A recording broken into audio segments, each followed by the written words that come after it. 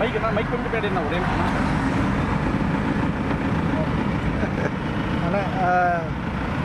ஒரு நிமிஷம் ஒரு நிமிஷம் என்ன நடந்துன்னு மட்டும் என்ன நடந்துச்சுன்னு மட்டும் சொன்ன. ஒன்றும் இல்லைங்க, எங்கள் எம்எல்ஏ காமராஜ் நேரத்தை பார்த்துட்டு நான் என் மகள் வீட்டில் தங்கியிருக்கேன். நாளைக்கு கிளம்பி அங்கே போய் பாண்டிச்சேரியில் நம்ம நண்பர்கள் எம்எல்ஏலாம் பார்த்துட்டு நான் மன்னார்குடி போயிட்டு 2-3 நாள் கழிச்சு வரேன்ட்டு போனார். இன்றைக்கி இந்த டிவிலெலாம் பார்த்தப்ப இவங்களால் ஆட்சி அமைக்க முடியுமோ என்னமோ தெரில. இருந்தாலும் நம்ம ஒரு லெட்டர் வந்து இபிஎஸ் அவர்களை முதல்வராக தேர்ந்தெடுக்கணும்னு சொல்லி நானாகவே ஒரு லெட்டரை வந்து எல்லாரும் வச்சு ட்ராப் பண்ணி காமராஜ் அங்கேருந்து கிளம்புறதுக்கு முன்னாடி போய் அவரை இருக்க சொல்லி 6:30 மணிக்கு கையெழுத்து வாங்கிட்டு என் செக்ரட்டரி தான் போய் வாங்கிட்டு வந்தார். வந்துட்டு இருக்கப்போ வழியில் அவர் வந்துட்டு இருக்கப்போ எனக்கு ஃபோன் பண்ணார். அந்த காப்பியை கூட எனக்கு அனுப்புனார். அந்த நேரத்தில் பார்த்தா டிவியில் இது மாதிரி ஒரு செய்தி ஓடுது, அவர் வந்து டிவிகேவுக்கு ஆதரவுன்னு. அதனால நாங்கள் ஏடிசிகிட்ட பேசி இங்கே கவர்னர்கிட்ட அப்பாயின்மெண்ட் வாங்கிட்டு இங்கே வந்து அவர்கிட்ட கம்ப்ளைண்ட் பண்ணியிருக்கேன். இதை வந்து இன்வெஸ்டிகேட் பண்ணணும். ஏன்னா ஒரிஜினல் எனக்கு கையெழுத்து லெட்டர் இது. நான் ஜென்ரல் செக்ரட்டரி ஏஎம்எம்கேவும் எங்கள் எம்எல்ஏவும் சேர்ந்து போட்ட லெட்டர் இது. அதுக்கப்புறம் அவர் இன்னொரு லெட்டர் இங்கே வந்திருக்குன்னா அது என்னன்னு விசாரிச்சிங்க. ஒன்று குதிரை பேரம் நடந்திருக்கணும், பணம் கொடுத்து வாங்கப்பட்டிருக்கணும், இல்லை ஃபோர்ஜரி லெட்டராக இருக்கணும், இல்லை அவர் கடத்தப்பட்டிருக்கணும். அதனால் இது வரைக்கும் தமிழ்நாட்டில் இது மாதிரி ஒரு இதே பார்த்ததில்ல. இது ஒரு ஜனநாயக படுகொலையாக இருக்குது. இன்னொரு கூட்டணியில் ஜெயித்த வேட்பாளர் யாருன்னே தெரியாத ஒரு எம்எல்ஏவை தூக்குறாங்கன்னா அது ஆட்சியில் அமர்வதுக்கு முன்னாடியே இப்படி ஒரு நடவடிக்கைகள் அராஜகத்தில் ஈடுபட்டாங்கன்னா இவங்க ஆட்சி அமைத்தா எப்படி இருக்குங்கிறத யோசித்து கூட பார்க்க முடியாத அளவுக்கு ஒரு தூய சக்திங்கிற பேரில் ஒரு பெரிய சரியான ஃப்ராடு சக்தியாக இருக்கிறார்கள்.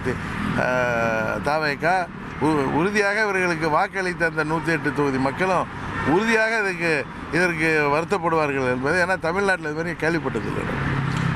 ராவணன் சீத்தையை தூக்குன மாதிரி தூக்கிட்டு போயிருக்காரு.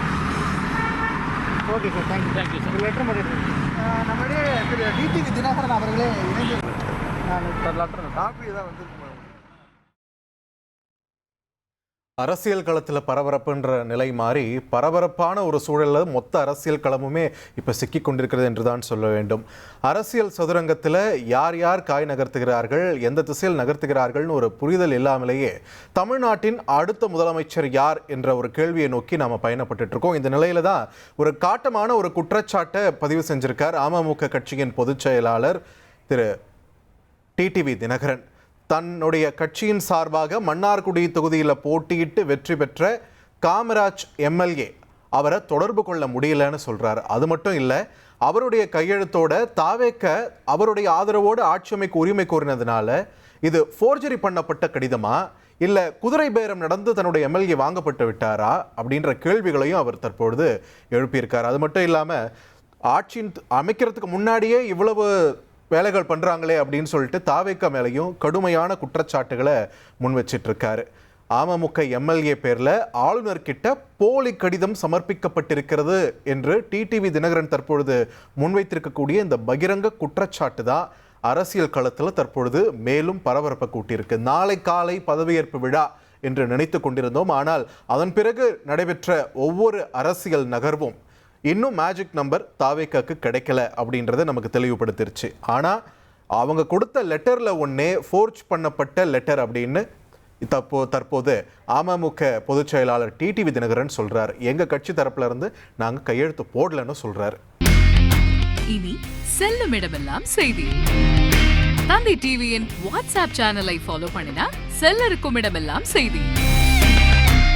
இதோ QR கோட் இப்பவே ஸ்கேன் பண்ணுங்க, ஃபாலோ பண்ணுங்க.